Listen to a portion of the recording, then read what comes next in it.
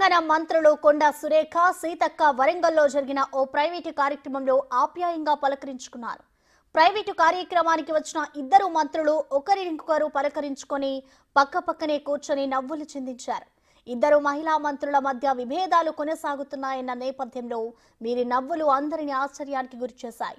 ఉమ్మడి వరంగల్ జిల్లా నుంచి మంత్రులుగా ఉన్న సీతక్క, సురేఖ మధ్య ఆధిపత్య పోరు మొదలైందని కొన్ని మీడియా సంస్థలు కథనాలు రాశాయి.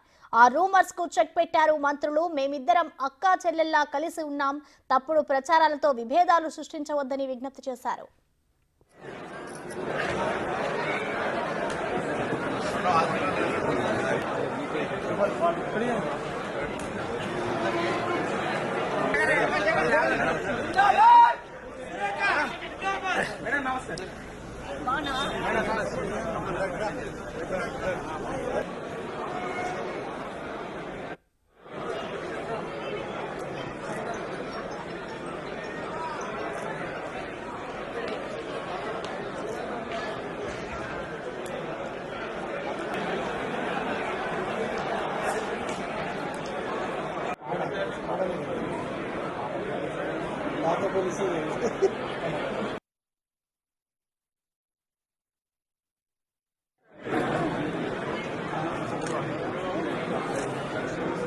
Okay, ma'am.